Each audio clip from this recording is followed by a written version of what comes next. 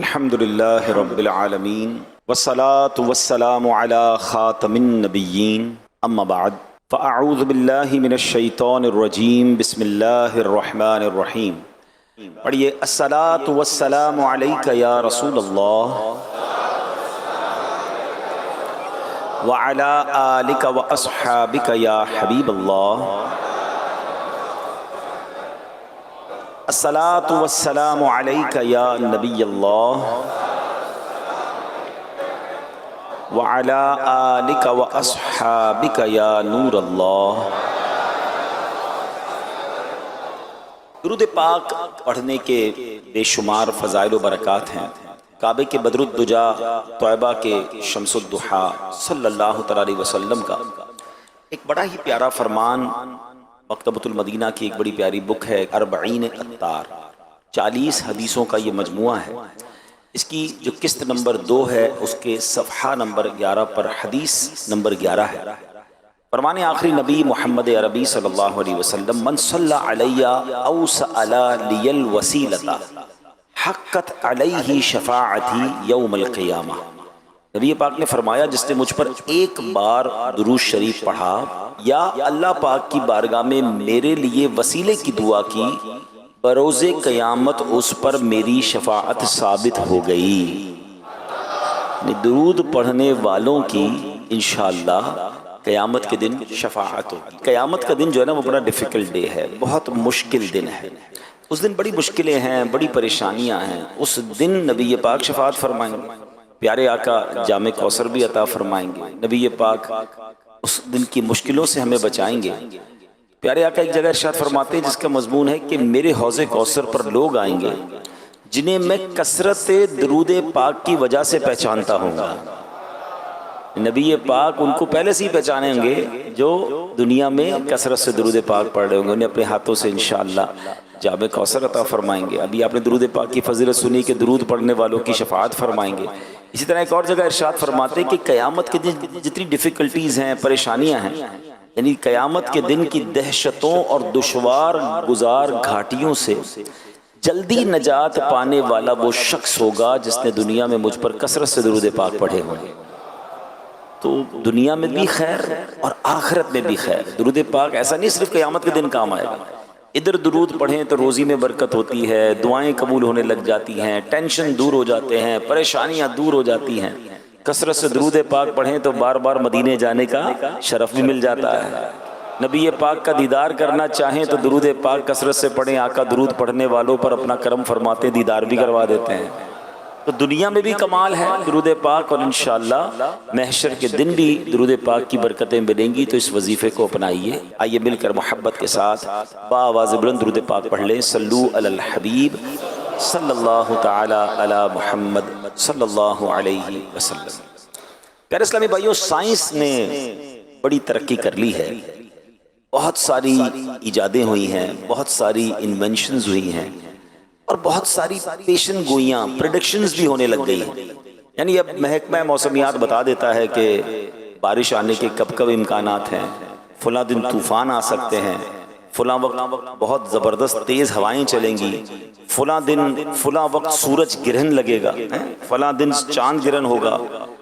اللہ اکبر، یعنی بہت ساری باتیں۔ اب تو یہ سردیوں کے دن آ رہے ہیں تو فوگ، یعنی جب نظر کم آتا ہے تو پنجاب کی طرف ہمارے پاکستان میں زیادہ ہوتی ہے، تو فوگ کے بارے میں بھی محکمہ موسمیات بتا دیتا ہے۔ پیشن گوئیاں پہلے سے ہونے لگ گئی، سائنس بڑی ترقی کر گئی۔ مگر کیا آپ جانتے ہیں کہ ان قریب کائنات کا ایک بہت بڑا حادثہ ہونے والا ہے؟ کوئی سائنس، کوئی ٹیکنالوجی، کوئی ریڈار، کوئی سیٹلائٹ، کوئی بھی اس حادثے کا پیشگی یعنی تھوڑا پہلے بھی اشارہ بھی نہیں دے سکے گی۔ پتہ کسی کو نہیں چلے گا کہ یہ اتنا بڑا حادثہ، جیسا اتنا بڑا حادثہ کبھی بھی نہیں ہوا۔ پوری کائنات کا سب سے بڑا حادثہ ہونا ہے، اور اس سے پہلے دنیا کی کوئی ٹیکنالوجی، کوئی ریڈار، کوئی پہلے نہیں بتا سکے گا کہ یہ کب آنا ہے اور کیسا حادثہ ہوگا کہ لوگوں کے وہم و گمان میں بھی نہیں ہوگا۔ اچانک، بالکل اچانک سورج اور چاند بے نور ہو جائیں گے، ستارے بارش کی طرح زمین پر گرنے لگ جائیں گے، بڑے بڑے سیارے آپس میں ٹکرا کر تباہ و برباد ہو جائیں گے، زمین شدید ترین زلزلے کے ساتھ لرز اٹھے گی، حدیثوں میں آتا ہے، اور یہ اتنا اچانک ہوگا، اتنا اچانک ہوگا کہ کچھ بھی نہیں پتا ہوگا۔ دیکھیں طوفان آنے والا ہوتا ہے، شہر خالی ہونا شروع ہو جاتے ہیں، سیلاب آنے والا ہوتا ہے، پہلے ہی پتا ہوتا ہے بارش ہوئی ہے، ہو سکتا ہے سیلاب بھی آ جائے۔ اتنا اچانک ہوگا کہ حدیث پاک میں آتا ہے دو شخص بازار میں ہوں گے، ایک کپڑا خرید رہا ہوگا، دوسرا بیچ رہا ہوگا، دکاندار کپڑا کھول کر دکھا رہا ہوگا، ابھی سودا بھی نہیں کر پائیں گے، کپڑے کو واپس لپیٹ بھی نہیں پائیں گے، وہ حادثہ ہو جائے گا۔ وہ کیا ہے؟ ایک اور حدیث سنیے، مزید فرمایا کہ ایک آدمی بیٹھا کھانا کھا رہا ہوگا، یہ لقمہ توڑے گا، ابھی منہ تک نہ لے جائے گا، اتنا بھی ٹائم نہیں ہوگا کہ منہ تک لے جائے، اسی دوران وہ سب کچھ ہو جائے گا۔ وہ کیا ہے؟ وہ قیامت ہے۔ قیامت جب آئے گی کسی کو نہیں پتا چلے گا، اتنی اچانک آئے گی، بالکل پتہ ہی نہیں ہوگا لوگوں کو، کوئی پریڈکشن نہیں، کوئی پیشن گوئی نہیں، اور وہ سب کچھ ہوگا جس کا قرآن میں بڑے واضح انداز میں، حدیث میں بڑی ڈیٹیل کے ساتھ بیان کر دیا گیا کہ کیا کیا ہوگا قیامت کے دن، کس طرح یہ چاند اور سورج بے نور ہو جائیں گے، ستارے زمین کی طرف گرنے لگ جائیں گے، سیارے آپس میں ٹکرا جائیں گے، اور شدید ترین زلزلہ آئے گا، لوگ حواس باختہ ہو کر ادھر ادھر بھاگنے لگیں گے۔ سورہ قارعہ، ویسے تو قرآن کے 30ویں پارے میں بہت ساری صورتیں ہیں، بہت ساری آیتیں ہیں جس میں باقاعدہ قیامت کی منظر کشی کی گئی ہے، لیکن فقط اگر سورہ قارعہ، بہت مختصر صورت ہے، 1.25 منٹ میں تلاوت ہو جاتی ہے جس کی، اگر صرف اسی کو پڑھ لیں اندازہ ہوتا ہے کہ کتنا خطرناک دن ہوگا۔ قرآن کہتا ہے القارعۃ ما القارعہ وما ادراک ما القارعہ۔ القارعہ علماء کہتے ہیں قیامت کا ہی ایک نام ہے، دل دہلانے والی۔ کیا ہے وہ دل دہلانے والی؟ تم نے کیا جانا وہ کیا ہے دل دہلانے والی؟ اب اس کے بعد قرآن کہتا ہے یوم یکون الناس کالفراش المبثوث وتکون الجبال کالعہن المنفوش۔ فرمایا آدمی ایسے دوڑ رہے ہوں گے جیسے پھیلے پتنگے۔ بارش میں آپ نے دیکھا ہوگا کہ جب بارش ہوتی ہے اور پتنگے نکلتے ہیں تو وہ کسی بھی لائٹ کے قریب یا کسی بھی جگہ آپس میں اس طرح اڑ رہے ہوتے ہیں کہ ٹکرا رہے ہوتے ہیں، کسی کو ڈائریکشن نہیں پتا ہوتی، کوئی ادھر بھاگ رہا ہوگا، کوئی ادھر بھاگ رہا ہوگا، سمجھ نہیں پڑ رہی ہوگی۔ اور پہاڑوں کا عالم کیا ہوگا؟ وَتَكُونُ الْجِبَالُ كَالْعِهْنِ الْمَنفُوشِ۔ کہا پہاڑ ایسے ہوں گے جیسے دھنکی ہوئی اون۔ آپ نے دیکھا ہوگا کوئی رضائی جب بنا رہا ہوتا ہے اون کے گالے اڑتے ہیں، جب رضائی بنا کر وہ ڈنڈا وغیرہ مارتا ہے آپ نے دیکھا ہوگا اون اڑتی ہے۔ فرمایا ایسے پہاڑ اڑے ہوں گے، سوچئے کیسا منظر ہوگا، کتنا خوف ہوگا، کتنا شور ہوگا، کیسا زلزلہ ہوگا۔ یہ قرآن نے منظر کشی کی ہے۔ پھر آگے بتایا کہ اعمال تولے جائیں گے، نیکوکار تو چین میں ہوں گے اور گناہگار جہنم میں ڈالے جائیں گے۔ میرا آج کا جو ٹاپک ہے وہ قیامت کیسے قائم ہوگی اس کی ڈیٹیل نہیں ہے۔ آج ٹاپک یہ ہے کہ قیامت آئے گی کب ہے، قیامت آنی کب ہے۔ آئیے یہی سوال سرکار دو عالم صلی اللہ علیہ وسلم سے کیا گیا۔ یہ بڑا دلچسپ سوال ہے، پرکشش سوال ہے، بہت سارے لوگ یہ سوال پوچھتے رہتے ہیں، اس کی کھوج میں لگے رہتے ہیں۔ آج قیامت کس مہینے آئے گی، کس دن آئے گی، کس تاریخ آئے گی، وہ بھی میں نے بیان کرنا ہے، مگر غور سے آپ نے سننا ہے۔ نبی پاک سے سوال ہوا، پیارے آقا علیہ السلام سے سوال پوچھا گیا کہ قیامت کب آئے گی۔ قرآن کریم میں یہی ہے، یہ کوسچن بھی ہے۔ قرآن میں فرمایا یسألونک عن الساعۃ ایان مرساہا، آپ سے قیامت کے متعلق سوال کرتے ہیں کہ اس کے قائم ہونے کا وقت کب ہے۔ سبحان اللہ، اس سوال کا جواب رب کریم نے قرآن میں کیا ارشاد فرمایا، لا تأتیکم الا بغتہ۔ آسان ترجمہ قرآن کنز العرفان، تم پر وہ اچانک ہی آ جائے گی، یعنی قیامت سے پہلے کوئی اناؤنسمنٹ نہیں ہوگا، کوئی پریڈکشن نہیں ہوگی، کچھ بھی نہیں ہوگا۔ مگر ایک چیز پتا چل رہی ہے کہ قیامت جب آئے گی تو لوگ غفلت میں ہوں گے۔ ابھی آپ نے سنا نا کہ کوئی کھانا کھا رہا ہوگا، کوئی کپڑا لے رہا ہوگا، پتہ بھی نہیں ہوگا، ایوری بڈی وہ اپنی چیزوں میں مشغول ہوں گے، غفلت میں ہوں گے۔ جب لوگ اس سے بالکل غافل ہوں گے، اپنی مصروفیت میں ہوں گے، دنیاوی لگن میں ہوں گے، کاموں میں مگن ہوں گے، قیامت کی طرف دھیان ہی نہیں ہوگا، اس وقت قیامت آ جائے گی۔ غور کریں، کیا آج ایسا وقت نہیں ہے؟ کس کو فکر ہے قیامت کی؟ کون تیاری میں لگا ہے قیامت کی؟ آج تو لوگ ایسے جی رہے ہیں جیسے مرنا ہی نہیں ہے، پلاننگز ہیں، ڈیٹیلز ہیں، شیڈیولز ہیں، کل یہ کرنا ہے، پرسوں یہ کرنا ہے، اس سال یہ ٹارگٹ اچیو کرنا ہے، 5 سال میں یہ کرنا ہے، 10 سال میں یہ کرنا ہے۔ ان سے پوچھو سب کچھ کرنا ہے، مرنا بھی ہے کہ نہیں؟ سب کچھ تیاریاں ہیں کہ اتنا کمانا ہے، یہ چیزیں حاصل کرنی ہے، دنیا کے یہ ملک دیکھنے ہیں، فلاں فلاں کام کرنا ہے۔ اگر اس پوری پلاننگ میں موت کہاں ہے؟ اگر بیچ میں سے مجھے اٹھا لیا گیا، میں دنیا سے چلا گیا، تو پھر کیا ہوگا؟ کیا اس کی تیاری ہے؟ قبر کی تیاری ہے، آخرت کی تیاری ہے، قیامت کی تیاری ہے؟ ساری زندگی کھیل کود، دنیا کے مزے، بڑی تعداد اس وقت دنیا میں ایسے جی رہی ہے کہ نہ آخرت کی فکر ہے، نہ قبر کی فکر ہے، نہ قیامت کی فکر ہے۔ اعلیٰ حضرت کہتے ہیں نا، دن لہو میں کھونا تجھے، شب صبح تک سونا تجھے، یعنی دن کھیل کود میں گزارنا ہے، رات سونے میں گزارنی ہے، نہ نمازیں ہیں، نہ عبادت ہے، نہ تلاوت ہے، نہ خوف خدا ہے۔ دن لہو میں کھونا تجھے، شب صبح تک سونا تجھے، شرم نبی خوف خدا یہ بھی نہیں وہ بھی نہیں، کوئی ٹینشن، کوئی فکر، کوئی خوف خدا نہیں۔ اب آئی کچھ بزرگوں کے واقعات سنیں، ان کو قیامت کا کیسا خیال تھا۔ عبادت گزار تھے، نیکوکار تھے، مگر کس طرح لرزتے تھے، کس طرح فکر تھی انہیں اس دن کی۔ سید احمد حرب رحمت اللہ تعالی علیہ، اللہ پاک کے نیک بندے تھے، آپ ساری رات جاگتے رہتے، عبادت کرتے رہتے۔ بعض دفعہ لوگ اصرار کرتے، یعنی بار بار کہتے کہ آپ سو جائیے، کچھ دیر آرام کر لیجئے۔ آپ فرماتے جس کے لیے جہنم دہکائی جا رہی ہو، جنت سجائی جا رہی ہو، مگر وہ نہ جانتا ہو کہ اس کا ٹھکانہ کہاں ہے، جہنم میں جانا ہے یا جنت ٹھکانہ ہے، بھلا اس کو نیند کیسے آ سکتی ہے؟ اب سوچئے فکر کیسی ہے کہ یا تو جنت میں جانا ہے یا دوزخ میں جانا ہے، there is no third way، کوئی تیسرا راستہ تو نہیں ہے نا۔ دنیا سے جو بھی جائے گا یا تو جنت میں جائے گا یا جہنم میں جائے گا۔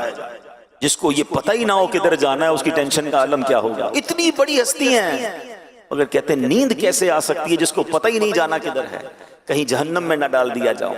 یہ تھے ہمارے اسلاف، اس طرح آخرت کی تیاری میں زندگی گزارتے تھے۔ وہ لوگ سوچیں جو بالکل غفلت میں زندگی گزار رہے ہیں، کوئی فکر نہیں ہے، نہ نمازیں ہیں، نہ عبادت ہے، بلکہ ایسے لوگوں سے آخرت کی، موت کی، قیامت کی بات کرو۔ ہو سکتا ہے اس وقت ہی کوئی میرا بیان سن رہا ہو تو ہو سکتا ہے شیطان دل میں خیال ڈالے یا مولانا صاحب کو کیا ہو گیا ہے، کیوں قیامت کی بات کر رہے ہیں، کیوں مرنے کی بات کر رہے ہیں۔ بات کرو تو بھی ان کو برا لگتا ہے۔ اللہ کے بندو، ہم بات نہیں کریں گے تم مرنے سے بچ جاؤ گے، ہم ذکر نہیں کریں گے تم قیامت کے دن پیش ہونے سے نکل جاؤ گے۔ قیامت کی ریممبرنس کا، قیامت کو یاد کرنے کا کہ ایسا شاندار نظام ہمارے قرآن کریم اور شریعت نے بنایا۔ ہم روزانہ نماز پڑھیں، بار بار سورہ فاتحہ پڑھیں اور ہر رکعت میں پڑھیں، اور اس سورہ فاتحہ میں بار بار قیامت کو یاد دلایا گیا، مالک یوم الدین۔ کون سا دن؟ کون سے دن کا مالک؟ یوم جزا کا مالک، یعنی قیامت کے دن کا مالک۔ پڑھتے ہو نا، الحمدللہ رب العالمین الرحمن الرحیم مالک یوم الدین، یوم جزا کا مالک۔ یاد رہے کہ قیامت آنے والی ہے، مجھے پیش ہونا ہے، مجھے وہاں کی تیاری کرنی ہے۔ کیسا یاد تھا بزرگان دین کو۔ ایک بار حضرت عمر بن عبدالعزیز، کتنا بڑا نام ہے، اتنی بڑی ہستی ہیں، آپ ایک مرتبہ رونے لگے۔ آپ کو روتا دیکھ کر آپ کی زوجہ محترمہ بھی رونے لگی، بعد میں دیگر گھر والے بھی رونے لگے۔ کیسے لوگ تھے، ادھر ساری رات ناچ گانے ڈھول تماشے، پوری فیملی ناچ رہی ہوتی۔ یہ تو سنا ہم نے کہ فلاں کے گھر میں ساری رات فلمیں، ڈرامے، گانے باجے، ناچ گانے ہوتے رہے۔ یہ کیسا گھرانہ ہے کہ خود بھی رو رہے ہیں، زوجہ بھی رو رہی، بچے بھی رو رہے ہیں۔ جب رونے کا سلسلہ رکا تو پھر پوچھا گیا کہ حضور آپ رو کیوں رہے ہیں، یہ تو بتائیں۔ گھر والے پوچھتے ہیں امیر المومنین آپ کیوں رو رہے ہیں؟ تو فرمایا مجھے بارگاہ الہی میں حاضر ہونا یاد آ گیا، جس کے بعد کوئی جنت میں جائے گا تو کوئی دوزخ میں۔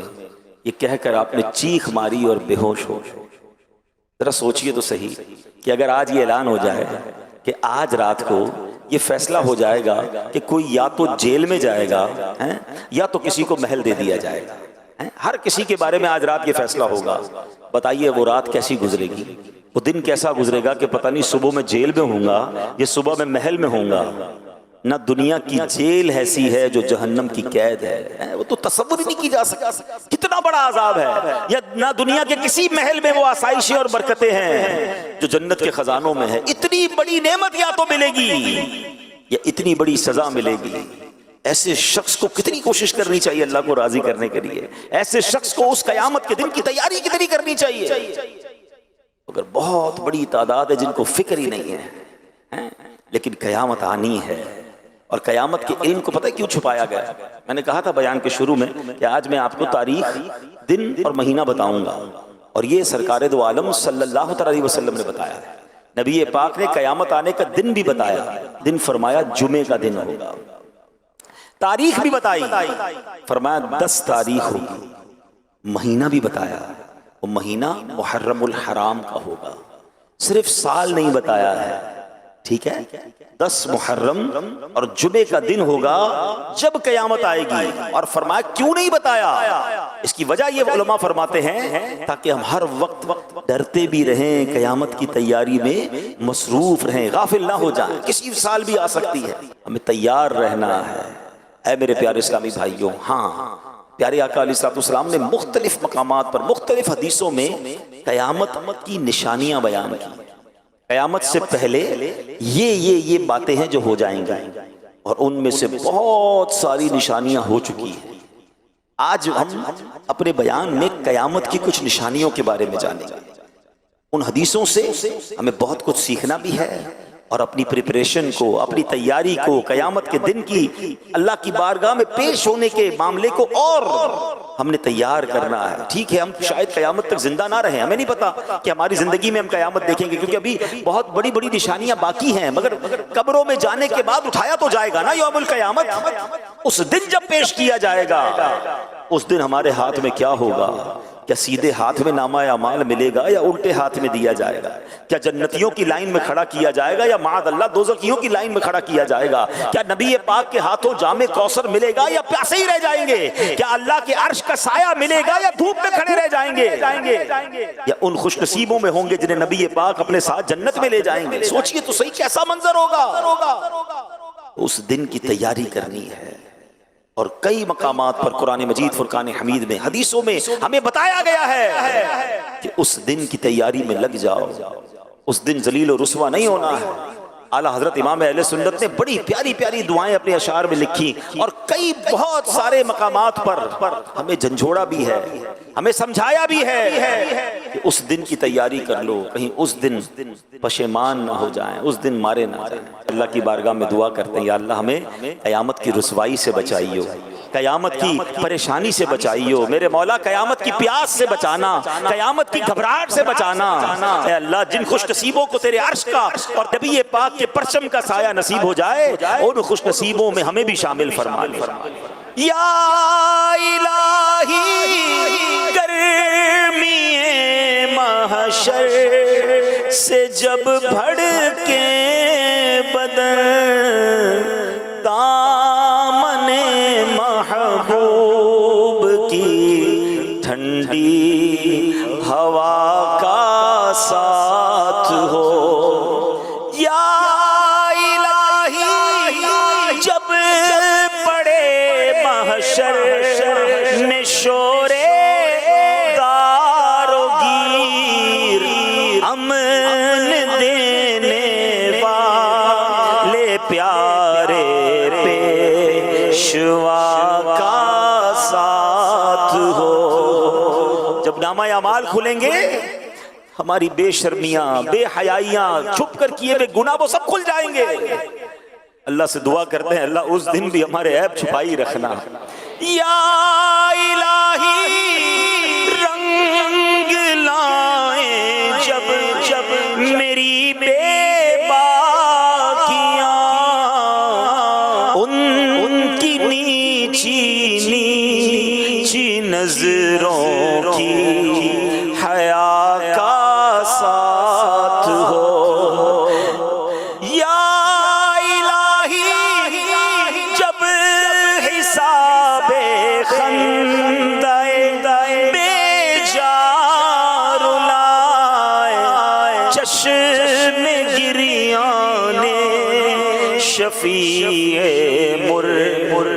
رجا کا ساتھ ہو، آمین آمین یا رب العالمین۔ اس دن کی تیاری کرنی ہے، اس دن کا ٹارگٹ یہ ہونا چاہیے کہ مجھے جنتیوں کی لائن میں کھڑا ہونا ہے، ایسی زندگی گزار کر جاؤں کہ نامہ اعمال سیدھے ہاتھ میں دیا جائے، اس دن چہرہ سیاہ نہ پڑ جائے، اس دن نامہ اعمال کھلے تو شرمندگی کا سامنا نہ ہو جائے۔ اے میرے پیارے اسلامی بھائیو، آئیے اب نبی پاک کی کچھ حدیثیں سنیں جس میں سرکار دو عالم صلی اللہ علیہ وسلم نے قیامت سے پہلے کیا کیا ہونا ہے بیان فرمایا۔ صحابی رسول حضرت ابو موسیٰ اشعری رضی اللہ تعالیٰ عنہ سے روایت ہے، رسول اکرم نور مجسم صلی اللہ علیہ وسلم نے فرمایا قیامت سے پہلے فتنے یوں اٹھیں گے جیسے رات میں تاریکی چھا جاتی ہے، اس وقت آدمی صبح کو مومن مگر شام کو کافر ہوگا، شام کو مومن اور صبح کو کافر ہوگا۔ اس دور میں بیٹھا شخص کھڑے ہوئے سے، کھڑا ہوا چلنے والے سے، اور چلنے والا دوڑنے والے سے بہتر ہوگا۔ یعنی پیارے اسلامی بھائیوں بتایا کہ ایک نشانی یہ ہے کہ فتنوں کی کثرت ہوگی، اتنی کثرت ہوگی، اللہ اکبر۔ اب یہ نشانی کیسے نظر آ رہی ہے؟ پوری آب و تاب سے یہ نشانی پوری ہوتے ہوئے نظر آ رہی ہے۔ کتنے فتنے ہیں، اللہ اکبر۔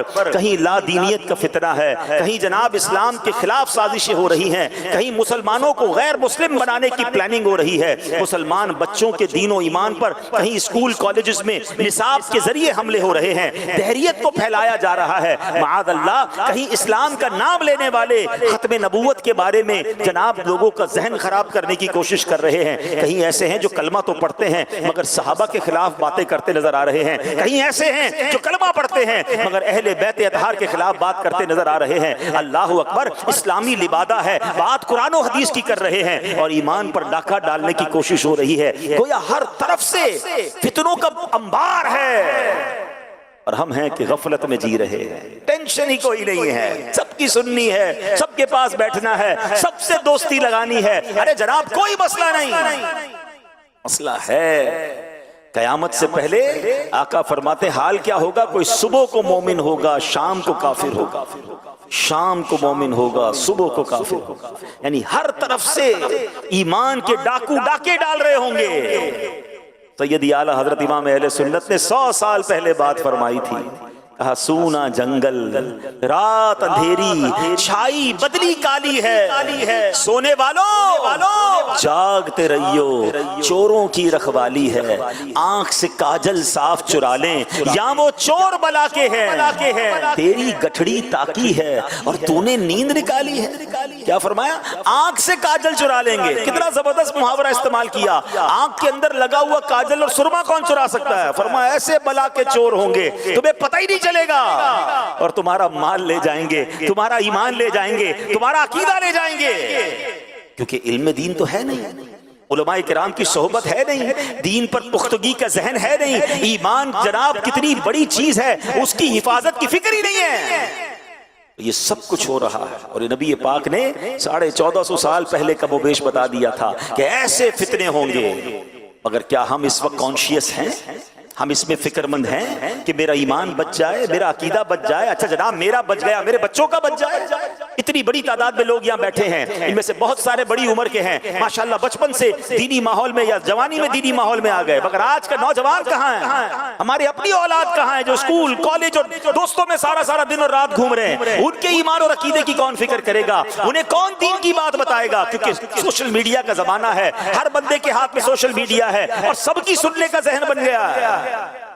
یاد رکھیے گا کہ یہ ایمان چھیننے کی سازشیں ہو رہی ہیں، ہمیں ایمان کی حفاظت کرنی ہے، فتنوں سے اپنے آپ کو بچانا ہے۔ اللہ اکبر، بخاری شریف کی حدیث سنیے، اس حدیث سے اور سمجھ آئے گا کہ جب ہر طرف سے فتنے ہوں ہمیں کیا کرنا چاہیے؟ ہمیں سائڈ پر ہو جانا چاہیے، فتنوں کی طرف جانا نہیں ہے۔ نبی پاک فرماتے ہیں، اللہ کے آخری نبی رسول ہاشمی صلی اللہ تعالیٰ علیہ وسلم نے فرمایا ان قریب ایک زمانہ آئے گا کہ اس وقت مسلمان کا بہترین مال بکری ہوگا۔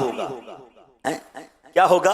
بکری ہوگا، تاکہ بکریاں لے کر پہاڑوں اور بارش کی جگہوں کی طرف نکل جائے اور فتنوں سے اپنا ایمان بچا لے۔ اللہ اکبر۔ اس حدیث کے تحت علماء فرماتے ہیں اس کا مطلب یہ ہے کہ کچھ بکریاں ہوں، غاروں کی طرف جائے، وہیں بکریاں چرائے، اسی کے دودھ سے اپنا گزارا کرے اور اپنا ایمان بچا لے، یعنی فتنوں والی جگہ سے دور چلا جائے۔ اللہ اکبر۔ اب اس سے ہمیں آج کے دور میں کیا سیکھنے کو مل رہا ہے کہ جہاں فتنہ ہے، جہاں ایمان کے جناب خلاف سازشیں ہیں، وہاں ہمیں جانا ہی نہیں ہے۔ ہمیں اس گلی میں کیوں جانا ہے کہ جناب وہاں دین چھیننے کا، عقیدہ چھیننے کا ڈر ہے، مگر کہتے نہیں جناب میں فلاں کو ذرا سرچ تو کروں، اسے تو سنوں، اس کی گلی میں جاؤں، اس کی بات تو سنوں، حدیث کیا کہہ رہی ہے کہ بکریاں لے کر بندہ اکیلا چلا جائے، ایمان بچا لے۔ اگر آج دنیا بھر میں ٹریول کرنا ہے، لوگ ان ملکوں میں ہجرت کرنے کے خواب دیکھ رہے ہیں کہ ہم ان ملکوں میں جائیں، اپنے بچوں کو بھیجیں تاکہ تھوڑے پیسے کما کر لائے، تھوڑا جناب دنیا بھر کی ڈگریاں لے کر آئے۔ ارے کبھی سوچا کہ بچہ جا کر ڈگری تو لے آئے گا، کہیں ایمان نہ دے کر آ جائے، یورو اور پاؤنڈز تو لے کر آ جائے گا مگر دین اور ایمان نہ چلا جائے۔ سب سے پہلے ایمان ہے میرے پیارے اسلامی۔ دنیا بھر میں سفر کرنے والے، مائیگریشن کی خواب دیکھنے والے، دنیا بھر کے ویزوں کی لائن میں لگنے والے، ایک بات کا تو فیصلہ کرو، جس ملک میں جا رہے ہو، جس علاقے میں جا رہے ہو، کیا وہاں دیندار لوگ ہیں؟ کہاں وہاں جا کر میرا اور میری اولاد کا، میری آنے والی نسلوں کا ایمان محفوظ رہے گا؟ اس کی کوئی ٹینشن نہیں ہے۔ بتاؤ ادھر پیسے کتنے ملیں گے، ادھر جناب کرنسی کتنی ملے گی، ادھر پاسپورٹ کتنا جلدی ملے گا، صرف یہ سوچنا ہے۔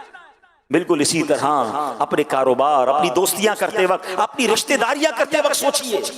لوگ کہتے ہیں خاندان بڑا ہے، بچی بہت خوش رہے گی، بیٹے کی فلاں خاندان میں شادی ہو جائے گی، جہیز بڑا اچھا آئے گا، تعلقات بڑے مضبوط ہو جائیں گے، بڑے بڑے خاندان سے ہمارا جناب، بڑے قبیلے اور بڑے جناب سٹی کے لوگوں سے ہمارا ریلیشن ہو جائے گا، بڑے عہدے والے لوگ ہیں جناب، بڑا نام ہے ان کا۔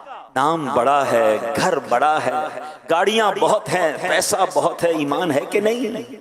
عقیدہ درست ہے کہ نہیں؟ کوئی نہیں پوچھے گا، کوئی نہیں سوچے گا۔ اپنی بیٹی جس کے ہاتھ میں دے رہے ہو، جس خاندان والوں کے ساتھ رشتہ کر رہے ہو، کبھی سوچا کہ ان کا عقیدہ صحابہ، اہل بیت، خود نبی پاک اور اللہ کے بارے میں کیا ہے؟ ارے کماتے بہت ہیں، کون چیک کرے گا کہ حلال کماتے ہیں یا حرام کماتے ہیں؟ اگر سود کا کام کرنے والا ہے تو اللہ سے جنگ کرنے والا ہے نا، ہے نا؟ حدیثوں میں سود کا کام کرنے والا کون ہے؟ جیسے اس نے اللہ سے جنگ کی۔ ارے جو رب سے جنگ کر رہا ہے تم اس سے رشتہ کر رہے ہو، اس نے تو برباد ہونا ہے۔ اللہ سے جنگ کر کے تو کوئی نہیں جیت سکتا نا۔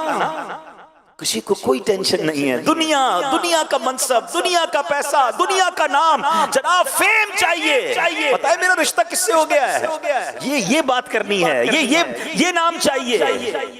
ایمان کی فکر کون کرے گا؟ نہ کرو ایسا۔ کاش یہ بات ہمارے ذہن میں بیٹھ جائے کہ رشتہ کرنا ہے، کاروبار کرنا ہے، کسی ملک میں شفٹ ہونا ہے، نیا گھر لینا ہے، پہلے دیکھوں عاشقان رسول کی مسجد قریب ہے کہ نہیں، بچے پیدا ہوں گے تو مدرسہ قریب ہے کہ نہیں، جہاں میرے بچوں کا دین، ایمان اور عقیدہ محفوظ رہے گا۔ ارے آج میں ہوں، میرے بچوں کو سنبھال رہا ہوں، کل میری آنکھیں بند ہونی ہیں، مجھے دنیا سے جانا ہے، میرے بعد میرے بچوں کا کیا ہوگا، میرے بچوں کے بچوں کا اس ملک اور اس علاقے میں کیا ہوگا، کوئی نہیں سوچ رہا۔ اچھا آج اچھے خاصے دیندار لوگوں کو کہیں کہ یار آپ فلاں کے ساتھ اٹھتے بیٹھتے ہیں تو آپ کا دوست بد عقیدہ ہے، آپ کا دوست بے ایمان ہے، آپ کا دوست معاذ اللہ گستاخ صحابہ یا گستاخ اہل بیت ہے، اور جناب نبی پاک کے بارے میں، دین کے بارے میں اس کی خیالات اچھے نہیں ہیں۔ تو لوگ کہتے ہیں جناب اس کا اپنا عقیدہ، میرا اپنا عقیدہ، میں تو صرف دوستی کرتا ہوں، ہم ساتھ کھاتے پیتے ہیں، ہمارا کاروبار ہے، ہمارا اٹھنا بیٹھنا ہے۔ مجھے ایک بات بتاؤ، آپ کے والدین کو کوئی گالیاں دے، آپ کے ماں باپ کو کوئی برا بھلا کہے، کیا اس کے ساتھ بھی ایسی دوستی لگاؤ گے؟ نہیں، اس کا تو میں منہ دیکھنا پسند نہ کروں۔ اور صحابہ اور اہل بیت کے بارے میں کیسی بھی کوئی بات کر لے، میرا دوست بن سکتا ہے؟ ملنا نہیں قیامت کے دن، صحابہ کو منہ نہیں دکھانا، امام حسین کے قدموں میں جانا نہیں ہے، پنجتن پاک کی غلامی نہیں اختیار کرنی، کیا کرو گے یہ دوستیاں؟ یعنی اتنا سب کچھ ہلکا ہو گیا ہمارے لیے کہ دین، ایمان، عقیدہ، بلیفز کچھ بھی نہیں، صرف دنیا کی دوستی، صرف تھوڑے پیسے، صرف تھوڑے تعلقات۔ نہیں میرے پیارے اسلامی بھائی، سب سے پہلے ایمان ہے، اور یاد رکھیے گا صحبت اثر لاتی ہے۔ ہاں، بری صحبت تمہیں برا بنا دے گی، اچھی صحبت تجھے اچھا بنا دے گی۔ اچھوں کے ساتھ بیٹھیں، عاشقان رسول کے ساتھ بیٹھیں، خوف خدا والوں کے ساتھ بیٹھیں، مضبوط مسلمانوں کے ساتھ جن کا عقیدہ اور ایمان مضبوط ہے، ان سے دوستی کرنی ہے، ان سے رشتہ کرنا ہے، ان کے ساتھ رہنا ہے۔ حدیث پاک میں تو فرمایا دنیا والوں کو چھوڑ کے غار میں چلا جائے، بکریاں لے کے چلا جائے، ایمان بچائے۔ ہم یہ تو نہیں کر رہے اس دنیا میں، لیکن کم از کم برے لوگوں سے تو الگ ہو جائیں، برے ماحول سے تو الگ ہو جائیں. اور یہ فتنوں کا دور آ چکا ہے. ہمیں نہیں پتا کہ ہمارے گھر میں، ہماری فیملی میں سب کے پاس موبائل ہے. کون اپنے موبائل پر کیا دیکھ رہا ہے اور کس طرح اس کا ایمان چھینا جا رہا ہے. سونے والو جاگتے رہیو، چوروں کی رکھوالی ہے. خدا کی قسم اس پرفتن دور میں دعوت اسلامی ایک ایسی چھتری ہے، ایک ایسی امبریلا ہے. کاش میں اپنے فیملی، اپنے بچے، اپنے گھر والوں کو لے کر بس اس ماحول کی، اس خوبصورت چھتری کے، امیر اہل سنت کے فیضان کی چھتری کے نیچے آ جاؤں کہ میرا بھی ایمان بچ جائے، میرے بچوں کا ایمان بھی بچ جائے، یہ اسی ماحول میں پلے بڑھے، میری نسلیں بھی یہیں رہیں، تاکہ کسی طرح آنے والی نسلوں کے ایمان پر بھی کوئی ایمان کا ڈاکہ نہ ڈال سکے. یہ کرنا کس کی ذمہ داری؟ ہم سب کی ذمہ داری ہے. ہم یہ تو فکر کرتے ہیں کہ جناب گھر بچا رہے، پیسے بچ جائیں، اپنی پراپرٹی محفوظ رہے، ہر چیز کی حفاظت کی فکر کرتے ہیں. سب سے پہلے ایمان کی حفاظت کی فکر کرنی ہوگی. اے میرے پیارے اسلامی بھائیوں، قیامت کی یہ نشانی ہمارے درمیان ہے، ہمیں سوچنا ہوگا. آئیے ایک اور قیامت کی نشانی سنتے ہیں. بخاری شریف کی حدیث ہے، رسول ذیشان مکی مدنی سلطان صلی اللہ علیہ وسلم نے فرمایا قیامت کی نشانیوں میں سے ہے علم اٹھ جائے گا، جہالت عام ہو جائے گی. اللہ اکبر، کیا یہ نشانی نہیں آ گئی ہے؟ کیسا علم اٹھ گیا ہے؟ حقیقی علم کہاں ہے؟ کون قرآن پڑھ رہا ہے؟ کون قرآن کا ترجمہ اور تفسیر پڑھ رہا ہے؟ کتنے لوگ ہیں جو حدیث کا علم جانتے ہیں؟ کتنے لوگ ہیں جو کتابوں سے دوستی رکھتے ہیں؟ آج کس کے پاس ٹائم ہے جناب؟ ساری رات سوشل میڈیا پہ گزارنے کے لیے وقت ہے. موبائل ہاتھ میں دے دو، بیٹری ختم ہو جائے گی، پیکج ختم ہو جائے گا. موبائل چھوڑنے کے لیے تیار نہیں ہے. لوگوں کی آنکھیں اور کان خراب ہونے لگ گئے ہیں، اتنا موبائل استعمال کرنا ہے. مجھے تھوڑے عرصہ پہلے ایک صاحب ملے، اربوں پتی ہیں جناب، بیرون ملک میں رہتے ہیں. ان کے ہاتھ پہ پٹی بندھی ہوئی تھی. تو میں نے کہا خیریت تو ہے، کیا ہو گیا؟ کہا ڈاکٹر نے بتایا میرا اتنا موبائل فون کا یوزیج ہے کہ میرے جو انگوٹھے ہیں اور میری جو یہ شہادت کی انگلی ہے اس پہ جناب درد ہونے لگ گیا ہے. اس نے مجھے نئی بات بتائی اور میں نے بھی بات پہ غور کیا. بات تو ٹھیک کہہ رہا ہے انگوٹھا جو ہے نا رب نے کیوں بنایا ہے؟ اس کا بہت زیادہ یوز نہیں ہے. آپ دیکھیں ہمارے پورے دن میں ہمارے انگوٹھے کا پہلے اتنا استعمال نہیں ہوتا تھا، مگر جب سے موبائل آیا ہے ہر وقت جس نے موبائل یوز کرنا ہے سب سے زیادہ جو استعمال ہو رہے ہیں وہ تھمز استعمال ہو رہے ہیں. کہتے ہیں میرے تھمز میں درد ہونے لگ گیا، پتا چلا کہ اس کے ساتھ کوئی نس ہے وہ اس کو پرابلم آنے لگ گئی ہے. انہوں نے منع کر دیا ہے مجھے موبائل فون کو، اب میں دوسری انگلیوں سے موبائل فون یوز کر رہا ہوں. یعنی اتنا یوزیج ہو گیا ہے کہ لوگوں کی باڈی کے اندر چینج آنے لگ گیا ہے. انسان اس موبائل کے ساتھ، گیجٹس کے ساتھ اتنا یوز ٹو ہو گیا ہے. لیکن قرآن کے ساتھ، علم کے ساتھ، دین کے ساتھ، شریعت کے ساتھ بیسکس آف دین نالج نہیں، دین کی نالج نہیں پتا ہے. نماز پڑھ رہے ہیں، نماز کے فرض کتنے نہیں پتا، نماز کی شرائط کتنی نہیں پتا. اچھا وضو روز کر رہے ہیں تو وضو کے فرائض نہیں پتا. مسلمان بالغ ہو گیا، اب غسل کرنا ضروری ہے، اب جب بھی اس کو غسل کی ضرورت ہے واجب ہو گیا غسل، تو پراپر غسل نہیں کرے گا تو جناب پاک نہیں ہوگا. غسل کے فرائض نہیں پتا. گھر میں کسی کی میت ہو جائے جنازہ پڑھنا نہیں آتا، میت کو غسل دینا نہیں آتا. جو بیسکس ہیں، میں بہت ڈیپلی نالج کی بات ہی نہیں کر رہا. قرآن پڑھنا ہے، تلفظ درست نہیں ہے، مخارج ٹھیک نہیں ہے. اور جناب دنیا بھر کی نالج ہے، دنیا بھر کے سافٹ ویئر ہیں، ساری رات موبائل پر بیٹھنا ہے. اب تو موبائل تھک جاتا ہے، بتاتا ہے کتنا یوز کر لیا ہے. اتنا ٹائم اس کے لیے ہے، دنیا کے لیے ہے، گھومنے پھرنے کے لیے، اسپورٹس کے لیے ہے، سیاست کے لیے ہے. ٹائم نہیں ہے تو علم کے لیے نہیں ہے. بتاؤ نا یہ قیامت کی نشانی کیسے پوری ہوتی جا رہی ہے کہ علم اٹھ جائے گا اور جہالت عام ہو جائے گی.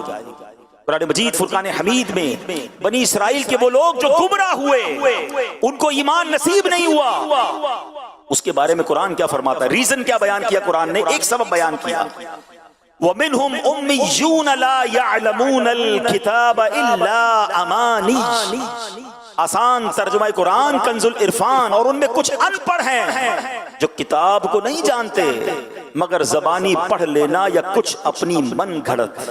یعنی پتا چلا کتاب سے جاہل ہونا، مثلاً قرآن کریم نہ سیکھنا، حدیث نہ سیکھنا، عاشقان رسول علماء کرام کی کتابوں کی بجائے بس سنی سنائی باتوں پر چلتے رہنا، اسی کو علم و تحقیق کا معیار بنا لینا، یہ بھی ایک طرح کی جہالت ہے جو گمراہی کا سبب بن جاتی ہے۔ اللہ اکبر، آج یہ بات عام ہے، دین سارے کا سارا عربی زبان میں ہے، مگر حالت یہ ہے عربی کی ایک الف بھی نہیں آتی، قرآن کریم جو عربی زبان میں ہے، حدیثیں جو عربی زبان میں ہیں پڑھنی نہیں آتی، لوگ بس جناب سوشل میڈیا پر لگے ہوئے ہیں۔ اب تو جناب یہ عالم ہے کہ کسی کو کتاب پڑھ کر ریفرنس کے ساتھ حدیث بتاؤ کہ جناب اس ریفرنس کے ساتھ یہ حدیث ہے، کہتا ہے میں گوگل پر جا کر سرچ کروں گا، میں پہلے جا کر وہاں جا کر سرچ کروں گا۔ ارے جناب بتاؤ یہ سافٹ ویئر بنانے والے کون ہیں؟ کیا یہ مسلمان ہیں؟ بہت سارے ایسے سافٹ ویئر ہیں جہاں اسلام کی معلومات لو تو غلط لوگوں کی کتابیں، بے دین لوگوں کی کتابیں، معاذ اللہ قرآن پاک تحریف شدہ قرآن میں چینج کر کے وہ ڈالے گئے سوشل میڈیا پہ تاکہ آج کا نوجوان قرآن سرچ کرے تو کچھ اور نظر آ جائے۔ اللہ اکبر، یہ بھی خیال نہیں ہے کہ سرچ بھی کرنا ہے تو جناب کون سی ایسی ویب سائٹس ہیں، کون سے ایسے سوشل میڈیا پلیٹ فارمز ہیں جہاں مجھے اوتھنٹک اور صحت مند اور بالکل مستند مواد ملے گا،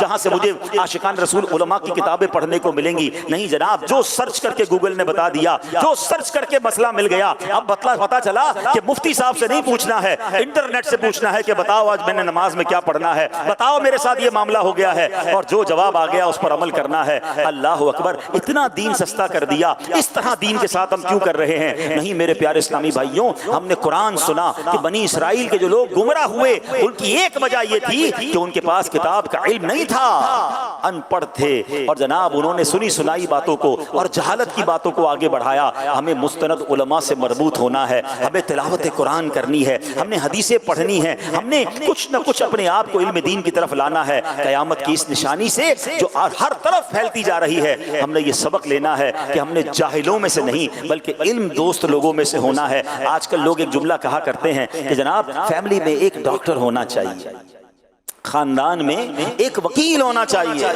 سچ بتاؤں، فیملی میں ایک عالم دین ہونا چاہیے۔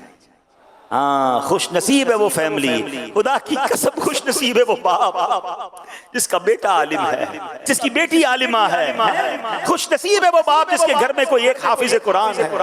ایسے الحمدللہ کتنے خاندان دعوت اسلامی میں ملتے ہیں۔ کبھی کبھی تو رشک آتا ہے، ایک باپ ہے، 3 بیٹے ہیں، تینوں عالم دین ہیں، ایک باپ ہے، 4 بیٹے ہیں، چاروں عالم دین ہیں، ایک بیٹا دارالفتہ میں ہے، کوئی بیٹا امامت کر رہا ہے، کوئی بیٹا دین کا کام کر رہا ہے۔ کتنا خوش نصیب ہے وہ والد کہ جس کے گھر میں بیٹی عالمہ ہے۔ اللہ اکبر، حدیثوں میں آپ فضائل تو پڑھیں یار، دنیا میں کتنی لوگ ڈگریاں لینے کے لیے دن رات بھاگ رہے ہیں۔ یقیناً دعوت اسلامی والے دنیاوی تعلیم کے خلاف نہیں ہیں، مگر مجھے ایک بات تو بتائیں، پہلے تو میں مسلمان ہوں نا، میں نے نبی پاک کا کلمہ پڑھا ہے۔ ارے جتنی کوشش بچے کی ڈگری کے لیے کرتے ہیں، جتنی کوشش بچے کو دنیا کی تعلیم کے لیے کرتے ہیں، تھوڑا تو علم دین سکھا دو۔ یاد رکھیے گا، مرنے کے بعد میرا کوئی بچہ MBBS کی کتاب کھول کر، لاء کی بک کھول کر یا دنیا کی PhD کی ڈگری لے کر مجھے ایصال ثواب نہیں کرے گا۔ اگر میرے بچے کو قرآن پڑھنا آتا ہوگا، اگر میری اولاد کو حدیث اور جناب درود پاک اور دین کی باتیں آتی ہوں گی، تو وہ مجھے مرنے کے بعد دعاؤں میں یاد رکھیں گے۔ میں آپ کو ایک صحیح مشورہ دینا چاہتا ہوں، کم از کم ایک کام کر دو،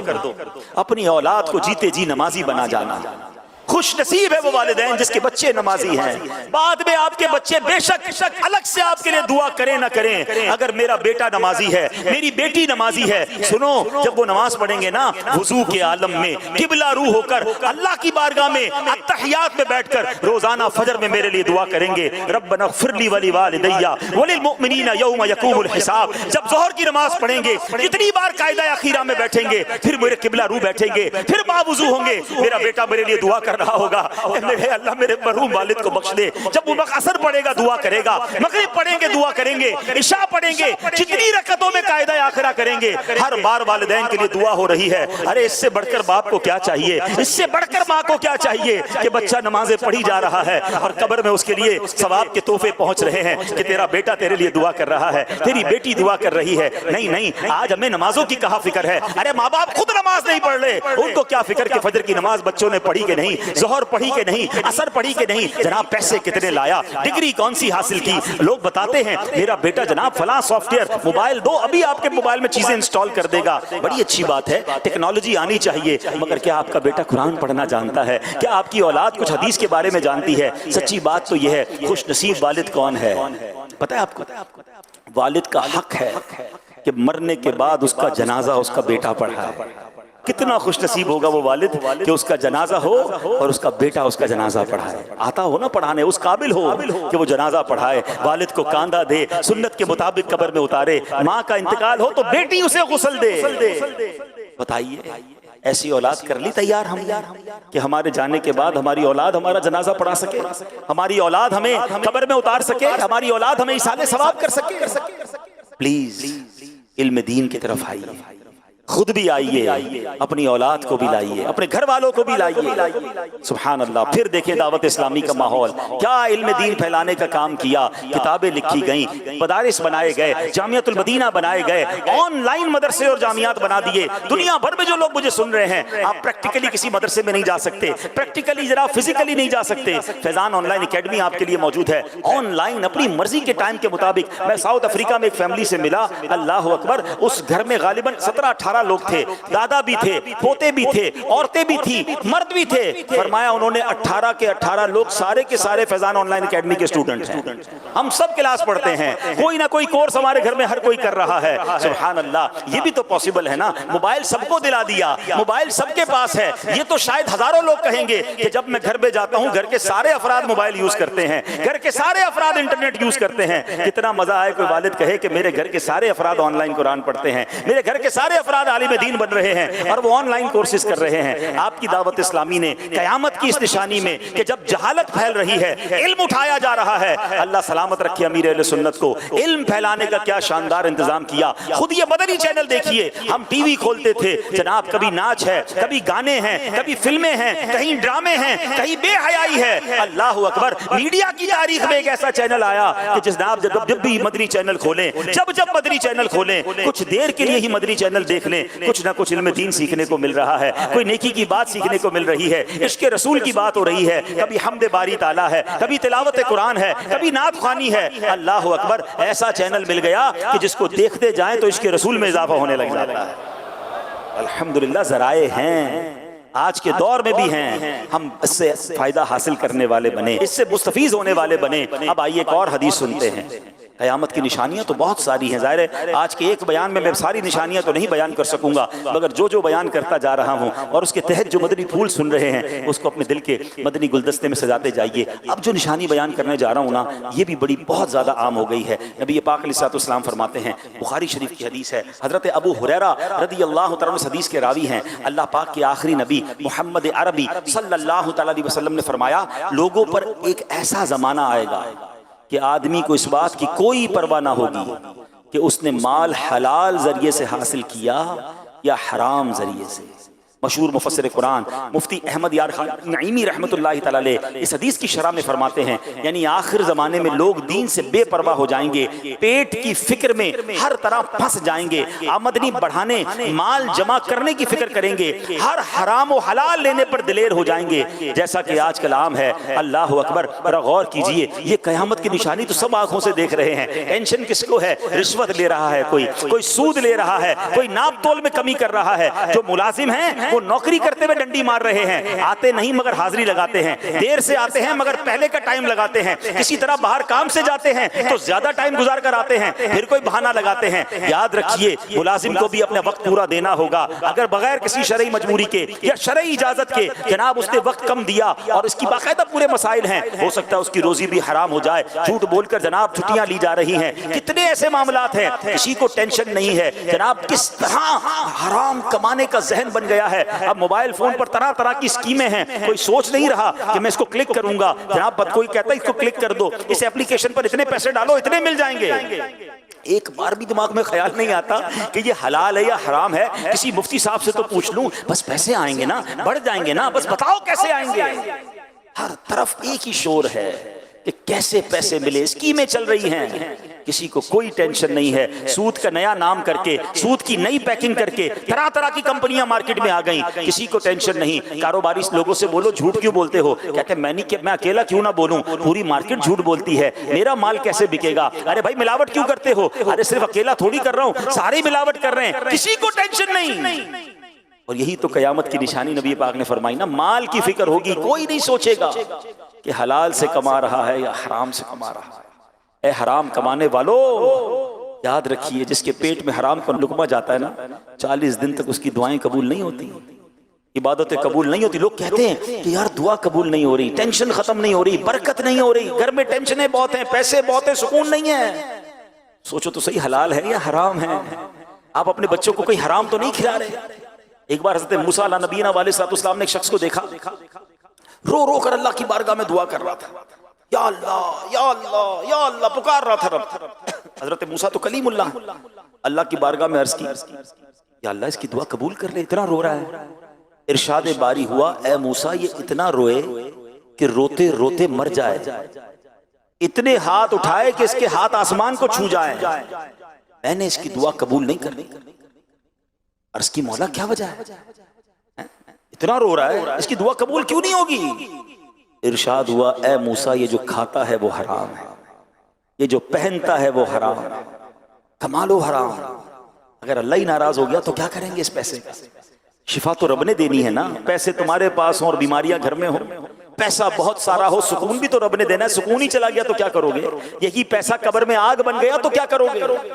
شیطان دماغ میں خیال ڈالتا ہے تھوڑے حرام کما لو، تھوڑے جھوٹ بول کر کما لو، پھر صدقہ دے دیں گے، خیرات کر لیں گے، غریبوں کی مدد کر لیں گے.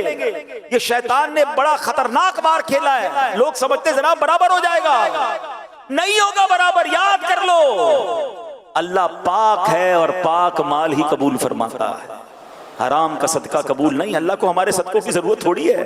لوگ کہتے ہیں میں غلط کام کرتا ہوں مگر غریبوں کی بڑی مدد کرتا ہوں. اللہ کو کوئی ضرورت نہیں آپ کی اس نیکی کی.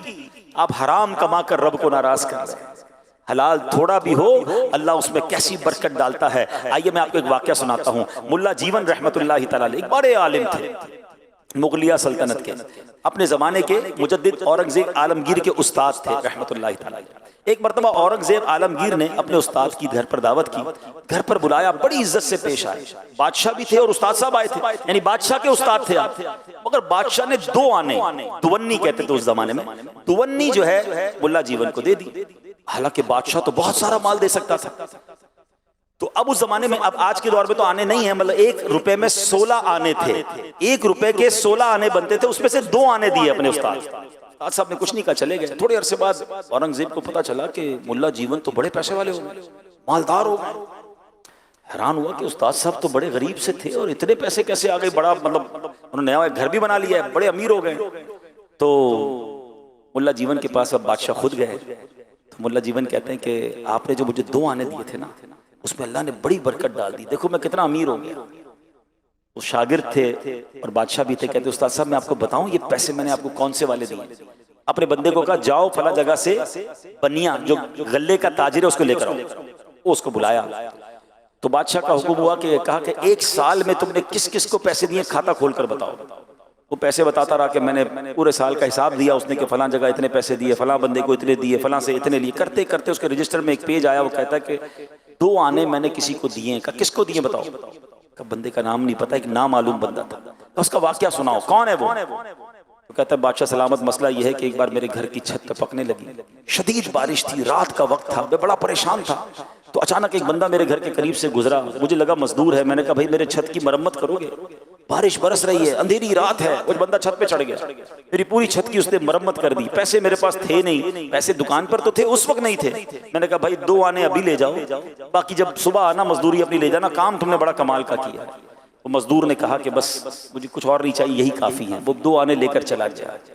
اب بادشاہ نے کہا ٹھیک ہے آپ واپس چلے جائیں. وہ غلے کا تاجر واپس چلا گیا. اب اورنگزیب عالمگیر اپنے استاد سے کہتے ہیں کہ حضور پیسے تو بڑے تھے میرے پاس، آپ میرے گھر آئے تھے، میں بہت سارے پیسے آپ کو دے سکتا تھا، مگر اس 2 آنے کی جو مزدوری کی تھی نا وہ میں نے کی تھی. میں ایک دن رات کو گزرا تھا، میں نے دیکھا بندہ پریشان ہے، گھر کی چھت ٹپک رہی ہے. میں چھت پر چڑھ گیا، اس کی چھت بنا دی. اور جب اس نے مجھے آفر کی تو میں نے 2 آنے لے لیے. استاد صاحب مجھے یاد تھی یہ 2 آنے سچے حلال کے ہیں. میں نے کہا آپ اتنی بڑی ہستی ہیں، میں اپنے بادشاہ والے خزانے سے آپ کو پیسے نہیں دینا چاہتا تھا، میں نے وہ حلال طیب 2 آنے آپ کو دے دیے. استاد صاحب یہ جو 2 آنے میں آپ کو اللہ نے برکت دی ہے نا، یہ اتنی ساری عمارت، اتنے سارے آپ کو جو پیسے مل گئے، یہ حلال روزی کے کمائے ہوئے تھے. اے میرے پیارے اسلامی بھائیوں، پتہ یہ چلا، تھوڑے پیسے ہوں، حلال سے کمانے والے ہوں، اللہ پاک اس میں بھی برکت ڈال دیتا ہے۔ آپ حلال کی طرف توجہ دیں، یہ نہ سوچیں مارکیٹ کیا کر رہی ہے، یہ نہ سوچیں باقی لوگ کیا کر رہے ہیں۔ لوگ کہتے ہیں میں حلال کماؤں گا تو آگے بڑھ ہی نہیں سکوں گا، نہیں نہیں، برکت حلال ہی میں ہے۔ آپ اپنی نیت کر لیں کہ میں نے حرام روزی کی طرف نہیں جانا، کیونکہ قیامت کی نشانیوں میں سے یہ بتایا گیا کہ بندہ اس بات کی فکر ختم کر دے گا کہ حلال سے آ رہے یا حرام سے آ رہے۔ پہلے فکر پیدا کرے۔ ذرا سوچے نا، کتا ہے نا، کتا بھی کبھی کہیں جاتا ہے نا، اس کے اگر ہڈی پڑی ہو یا گوشت پڑا ہو یا کوئی بھی کھانے کی چیز ہو، کتا بھی کھانے سے پہلے سونگتا ہے پھر کھاتا ہے۔ خراب ہو تو کتا بھی نہیں کھاتا۔ یار ہم تو مسلمان ہیں، انسان ہیں، ہم کمانے سے پہلے پوچھیں گے نہیں، سوچیں گے نہیں کہ حلال ہے یا حرام، جدھر سے بھی آ جائے لے لیں گے؟ نہیں میرے پیارے اسلامی بھائی۔ ایک اور آخری جو ہے وہ نشانی سن لیجئے۔ نبی پاک علیہ السلام فرماتے ہیں ایک مرتبہ جبریل امین علیہ السلام انسانی شکل میں بارگاہ رسالت میں حاضر ہوئے۔ آپ نے پیارے آقا علیہ السلام سے چند سوال پوچھے، نبی پاک علیہ السلام نے جواب ارشاد فرمائے۔ ان میں سے ایک سوال پوچھا کہ یا رسول اللہ قیامت کی چند نشانیاں بیان کیجئے۔ پیارے آقا علیہ السلام نے ایک نشانی بتاتے ہوئے فرمایا ان تلد الامۃ ربتها، یعنی قیامت کی نشانیوں میں سے ایک نشانی یہ ہے کہ عورت اپنے آقا کو جنم دے گی، عورت اپنے آقا کو جنم دے گی۔ علماء کرام نے اس کا مطلب یہ بتایا۔ اب دیکھیں یہ علماء کرام کتنی کمال کی ہستیاں ہیں، ہم جیسا نارمل آدمی حدیث پڑھے تو سمجھ ہی نہیں آتی کہ عورت آقا کو کیسے جنم دے۔ لوگ کہتے خود ہی قرآن پڑھ لو، خود ہی حدیث پڑھ لو، کیا ضرورت ہے علماء کی؟ ارے علماء نہیں ہوں گے تو سمجھائے گا کون ہمیں؟ اس کو انٹرپریٹ کون کرے گا؟ اس کی شرح کون بیان کرے گا؟ اس ایک حدیث کا معنی دیکھیں کس شاندار انداز میں شارحین نے لکھا۔ علماء کہتے ہیں قرب قیامت جب ہوگی تو ماں باپ کی قدر بالکل نہیں ہوگی، اولاد اپنے والدین پر ایسے حکم چلائے گی کہ والد غلام ہوگا، ماں غلام ہوگی، جیسے اولاد آقا ہے۔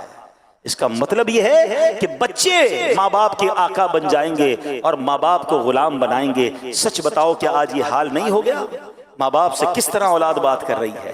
آج بڑے ہو کے بوڑھے ماں باپ کو بیٹا کہتا ہے ابو آپ کو نہیں پتا، بیٹی کہتی ہے امی آپ کو کیا معلوم، خاموش بیٹھیں، آپ کو زمانے کے بارے میں نہیں پتا۔ بیٹا کہتا ہے میرے پیسے ہیں، میں نے کمائے ہیں، ابو آپ نے کیا کیا میرے لیے؟ آج اصول یقین مانیے علماء نے کتابوں میں لکھا، حدیثوں کی شرح کے تحت لکھا کہ ماں باپ کا ادب یہ ہے کہ بیٹا باپ کے آگے ایسے رہے جیسے غلام آقا کے آگے رہتا ہے۔ بیٹا ہر وقت اس فکر میں رہے اور تیار رہے کہ آقا کا حکم ہوگا تو غلام کی طرح اپنے والد کی خدمت کروں۔ حق تو یہ ہے بیٹے کے اوپر والد کا، مگر بدقسمتی یہ ہے کہ آج بوڑھا باپ بیٹے کا غلام بنا ہوا ہے۔ ایسا حال نہیں کیا اولاد نے؟ آج باپ کو کہتے میرے پاس ٹائم نہیں ہے، آج باپ بیٹے سے کہتا ہے بیٹا تھوڑے پیسے دے دو، بیٹا کہتا ہے ٹائم نہیں ہے، بیٹا میرا فلاں کام کر دو، ابو میرے پاس ٹائم نہیں ہے، اپنی فکر خود کرو، میں نہیں کرتا تمہارے لیے۔ اللہ اکبر، اس اولاد کو مرنا نہیں ہے، اللہ کو جواب نہیں دینا، اس طرح اپنے والدین کے ساتھ حال کیا گیا ہے۔ سنیے قرآن مجید فرقان حمید میں کس واضح انداز میں والدین کے حقوق بیان ہوئے۔ اللہ قرآن میں فرماتا ہے انشکر لی ولی والدیک، کہ میرا اور اپنے والدین کا شکر ادا کرو۔ اللہ نے اپنا شکر ادا کرنے کے ساتھ ساتھ والدین کا شکر ادا کرنے کا فرمایا۔ ایک مقام پر ارشاد فرمایا وَقَضَىٰ رَبُّكَ أَلَّا تَعْبُدُوا إِلَّا إِيَّاهُ وَبِالْوَالِدَيْنِ إِحْسَانًا، اور تمہارے رب نے حکم فرمایا کہ اس کے سوا کسی کی عبادت نہ کرو اور ماں باپ کے ساتھ اچھا سلوک کرو۔ ذرا غور کیجئے مقام کتنا بلند ہے ماں باپ کا۔ اللہ پاک نے حکم دیا اے بندو میرا شکر ادا کرو، میری عبادت کرو، ساتھ ہی اسی حکم کے ساتھ ایک اور حکم جوڑ دیا، فرمایا میرے شکر کے ساتھ والدین کا شکر بھی ادا کرو، میری عبادت کے ساتھ ساتھ والدین کے ساتھ نیک سلوک کرو۔ اس سے معلوم ہوا جس طرح اللہ پاک کی عبادت سے منہ پھیرنا بڑی محرومی ہے، یوں ہی والدین کی بے ادبی کرنا بھی بہت بڑا گناہ ہے۔ اعلیٰ حضرت امام اہل سنت تحریر فرماتے ہیں باپ کی نافرمانی اللہ جبار و قہار کی نافرمانی ہے، اور باپ کی ناراضی اللہ جبار و قہار کی ناراضی ہے۔ آدمی ماں باپ کو راضی کرے تو وہ اس کے لیے جنت ہیں، اور ناراض کرے تو وہی اس کے لیے دوزخ ہیں۔ جب تک باپ کو راضی نہ کرے گا ان کا کوئی فرض، کوئی نفل، کوئی نیک عمل اصلاً یعنی بالکل مقبول نہیں۔ عذاب آخرت کے علاوہ دنیا ہی میں جیتے جی سخت بلا یعنی شدید آفت نازل ہوگی، مرتے وقت معاذ اللہ کلمہ نصیب نہ ہونے کا خوف ہے۔ اے میرے پیارے اسلامی بھائی غور کیجیے آج کیا حال ہے۔ آج ماں باپ کے ساتھ جو برا سلوک کر رہے، خدا کے واسطے ایسا نہ کریں، مارے جائیں گے، برباد ہو جائیں گے۔ ایک جملہ یاد کر لو، جس سے اس کے ماں باپ راضی ہیں نا، اس کو ترقی سے، کامیابی سے کوئی روک نہیں سکتا۔ جس کے اس کے ماں باپ ناراض ہیں نا، اس کو بربادی سے کوئی نہیں روک سکتا۔ خدا را اپنے ماں باپ کی قدر کیجیے، پوچھو ان سے جن کے ماں باپ چلے گئے۔ ہاں، آج ماں باپ سے بات کرنی ہو تو قبرستان جانا پڑتا ہے۔ آپ خوش نصیب ہو، آپ کے ساتھ والدین ہیں۔ ارے ماں باپ ہاتھ اٹھائیں، طوفان ٹل جاتے ہیں، بلائیں ٹل جاتی ہیں، بڑے بڑے پہاڑ راستے سے ہٹ جاتے ہیں۔ کتنی مشکلیں آپ کے ساتھ، کتنی پریشانیاں، کیوں نہیں بیٹھتے ماں باپ کے قدموں میں؟ کیوں نہیں کہتے ان کو ہاتھ اٹھاؤ؟ پوچھو ان سے جن کے ماں باپ چلے گئے۔ مشکل سر پہ آتی ہے، بندے کو یاد آتا ہے ماں ہوتی تو دعا کرواتا، والد ہوتا تو میں اس سے دعا کرواتا۔ ارے آج تمہارے پاس تمہارے ماں باپ ہیں، بیٹھو ان کے قدموں میں، کرواؤ دعائیں، تمہارے مشکلیں کیسے آسان ہوں گی۔ حضرت موسیٰ علیہ نبینا علیہ السلام ایک بار چلتے چلتے آپ کو کچھ تھکاوٹ محسوس ہوئی، آپ چاہ رہے تھے کہ سفر آسان ہو جائے، اللہ پاک نے وحی بھیجی، اے موسیٰ قریب ایک پہاڑ ہے، وہاں تشریف لے جائیے، اس غار میں ایک شخص ہوگا، وہ آپ کے لیے سواری کا انتظام کر دے گا۔ حضرت موسیٰ اللہ کے نبی ہیں، کلیم اللہ ہیں، اللہ چاہتا تو ہوا کے ذریعے آپ کو سفر کروا دیتا، خود سواری کا انتظام فرما دیتا، آپ کو ایک بندے کے پاس کیوں بھیجا؟ آپ غار میں جاتے ہیں، اس شخص کے پاس جا کر جیسے ہی گئے تو اس شخص نے ابھی آپ کو پہچانتا بھی نہیں تھا، آپ نے فرمایا مجھے سواری چاہیے۔ اس شخص نے فوراً بادل کو حکم دیا، اے بادل نیچے آؤ، بادل نیچے آیا، اس بادل کو شخص نے حکم دیا کہ ان کو ان کی منزل تک پہنچا دو۔ سبحان اللہ، حضرت موسیٰ اس بادل پر سوار ہوئے اور حضرت موسیٰ حیران ہوئے، اور جناب وہ سفر کمپلیٹ ہو گیا۔ آپ نے اللہ کی بارگاہ میں عرض کی مولا یہ بندہ کون ہے جس کی دعا سے بادل نیچے آیا، بادل نے مجھے منزل تک پہنچا دیا۔ سنیے، اللہ کی بارگاہ سے ارشاد ہوا، اے موسیٰ یہ اپنی ماں کا فرما بردار ہے، اس نے اپنی ماں کی بڑی خدمت کی ہے۔ جب آخری وقت آیا نا تو اس کی ماں نے اس کو دعا دی تھی، بیٹا میں تم سے راضی ہوں، اللہ پاک بھی تم سے راضی ہو۔ اللہ فرماتا ہے موسیٰ میں اس سے راضی ہو گیا ہوں۔ اللہ نے فرمایا موسیٰ میں اس سے راضی ہوں۔ اب اگر یہ بندہ دعا کرے کہ یا اللہ سرخ پہاڑ کو سیاہ کر دے یا سیاہ کو سرخ بنا دے، اے موسیٰ میں اب اس کی یہ دعا بھی قبول کر لوں گا۔ ماں راضی تھی نا، رب بھی راضی ہو گیا، اور جب رب راضی ہو گیا پھر تمہارے کام سیدھے ہو جانے ہیں۔ جس کو دیکھو کوئی بیمار ہے، کوئی قرضے میں ہے، کوئی ٹینشن میں ہے، کوئی پرابلم میں ہے، ہر طرف دوڑے ہو دعائیں کروانے۔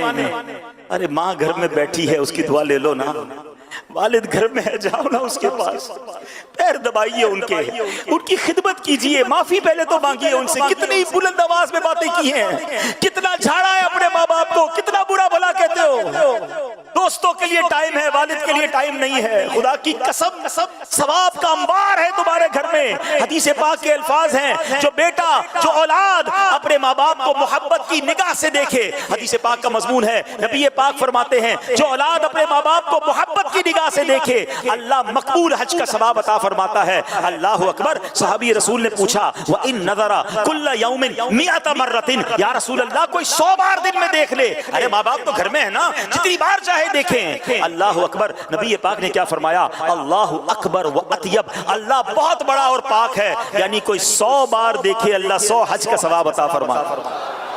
تمہارے گھر میں اتنا بڑا ثواب موجود ہے، اب مجھے بتاؤ دیکھنے پر حج کا ثواب ہے، پیر دبانے پر کتنا ثواب ہوگا، ویل چیئر چلانے پر کتنا ثواب ہوگا، ان کے لیے دوائی لانے پر کتنا ثواب ہوگا، ماں اور ابو کے لیے ان کے من پسند کبھی باہر سے کھانا لانے کا کتنا ثواب ہوگا، رات کو ان کی پکار پر کھڑے ہو کر لبیک کہنے کا کتنا ثواب ہوگا۔ ذرا سوچو تو صحیح، وہ بیٹیاں جو ماں کی خدمت نہیں کر رہی، ارے یہی بوڑھے ماں باپ ہیں جنہوں نے ہماری گندگیاں صاف کی ہیں، یہی وہ بوڑھے ماں باپ ہیں جنہوں نے انگلی پکڑ کر ہمیں چلایا ہے۔ آج ان کو چلنے کی ضرورت ہے، تم دور جا رہے ہو، آج ان کو تمہاری ضرورت ہے، تمہارے پاس ٹائم نہیں ہے۔ وہ کہتے ہیں نا کہ 2 ماں باپ مل کر 11 10 بچے سنبھال لیتے ہیں، 11 بچوں سے مل کر 2 ماں باپ نہیں سنبھالے جاتے۔ خدا کے واسطے یہ مت کرو، یہ تمہارے لیے بہت بڑی نیکی ہے۔ یہ پھر کہتا ہوں بڑے خوش نصیب ہو تمہارے جس کے پاس ماں باپ ہیں، یو آر سو لکی۔ پوچھو ان سے جن کی ماں چلی گئی، جن کے والد چلے گئے، دل چاہتا ہے بات کرنے کو۔ صحیح بتاؤ، میری باتیں بعد میں آپ کو یاد آئیں گی۔ ماں باپ سب سے زیادہ پتہ ہے کب یاد آتے ہیں؟ کہ جب کوئی اللہ پاک بہت بڑی خوشی دے دے نا، کوئی بڑی نعمت دے دے، کوئی گھر مل جائے، کوئی چیز اچیو ہو جائے، پھر یاد آتی ہے کہ ماں ہوتی نا تو دیکھتی کتنا خوش ہوتی۔ آج اللہ نے یہ عزت دی ہے، آج اللہ نے یہ نعمت دی ہے، مگر والد نہیں ہے، ہوتا دیکھتا تو کتنے خوش ہوتے۔ دولت کا ہے انبار مگر تیری کمی ہے، پھر بڑے یاد آتے۔ دوسرے پتہ کس موقع پر یاد آتے؟ جب کوئی مشکل آ جائے، کوئی پریشانی آ جائے، کوئی طوفان آ جائے، کوئی سر پر بلا پڑ جائے نا، پھر بہت یاد آتے ہیں ماں باپ. کاش ماں ہوتی تو میں ماں کے پاس جاتا، کہتا ماں پھنس گیا ہوں، ماں فلاں مشکل میں ہوں، ہاتھ اٹھا دے. اور ماں ہاتھ اٹھا کر دعا کرتی، سینے لگاتی، طوفان ٹل جاتا. والد صرف یہ کہہ دیتا تھا نا کہ بیٹا گھبرا نہیں، میں ہوں. یہی بہت تھا. خدا کی قسم یہ بہت ہے. والد صاحبان ہوتا ہے، درخت ہوتا ہے. درخت آپ نے دیکھا ہے، درختوں کے جو اوپر کے پتے ہوتے ہیں نا، سارے میلے بھی ہوں گے اور گرم بھی ہوں گے. مٹی بھی وہ لیتے ہیں، دھوپ بھی وہ لیتے ہیں، اور نیچے بیٹھنے والے کو سایہ دیتے ہیں. والد نے ہمیشہ دھوپ اپنے اوپر لی تھی، ٹینشن ساری اپنے اوپر لی تھی. ہم پر مٹی نہیں آنے دی، ہم پر دھوپ نہیں آنے دی، ہم پر بلائیں نہیں آنے دی کہ میرا بیٹا سکون سے رہے، میں سنبھالوں گا. اگر آج اسی والد کو تمہاری ضرورت ہے اور کہتے ہو ٹائم نہیں، انہیں دکھی کرتے ہو، نہ کریں ایسا. کاش کہ یہ باتیں سمجھ آ جائیں. اللہ ہمیں والدین کی قدر کرنے والا بنا. جن کے والدین چلے گئے نا، آج بھی آپ انہیں خوش کر سکتے ہیں. ہاں، آج بھی آپ ان کی روح کو خوش کر سکتے ہیں، ان کو قبر پہ خوش کر سکتے ہیں. نیکیاں کیجیے اور انہیں احساس ہوگا کہ میرا بیٹا بھولا نہیں ہے، میری بیٹی بھولی نہیں ہے، مجھے ہر روز کچھ نہ کچھ، ہر 2 دن بعد کچھ نہ کچھ نیکی پہنچا رہا ہے. مگر جو ماں باپ کے دنیا سے جانے کے بعد بھی نماز نہیں پڑھ رہے، جو ماں باپ کے دنیا سے جانے کے بعد بھی حرام زندگی گزار رہے، سوچو کتنی تکلیف ہو رہی ہے. یعنی زندگی میں بھی انہیں سکھ نہیں پہنچایا تم نے، اور مرنے کے بعد قبر میں بھی وہ تکلیف میں ہے. نہ کرے ایسے. اللہ پاک مجھے اور آپ کو جو باتیں سنی اسے یاد رکھنے، عمل کرنے، دوسروں تک پہنچانے کی توفیق عطا فرما. قیامت کی تیاری کرنے کی توفیق عطا فرما. اس دن کی رسوائی سے بچائے. ایک دعا کرتے رہا کرو ماں باپ کے لیے کہ اللہ مجھے اور میرے ماں باپ کو، میرے گھر والوں کو، بیوی بچوں کو، ہمارے پورے گھرانے کو اللہ قیامت کے دن اپنے عرش کا سایہ نصیب فرمائے. ماں باپ چلے گئے نا، اب یہ دعا کیا کرو، اللہ میرے ماں باپ کو مجھے جنت میں ملنا نصیب فرما. ماں باپ ابھی بھی اللہ انہیں راحت میں رکھیو، اور مجھے اپنے ماں باپ کے قدموں میں، نبی پاک کے قدموں میں، صحابہ اہل بیت کے ساتھ جنت میں جگہ عطا فرما. تو یہ سارے کام ہم نے کرنے ہیں تاکہ قیامت کے دن کی رسوائی سے بچے. اللہ پاک عمل کرنے کی توفیق دے. صلو علی الحبیب.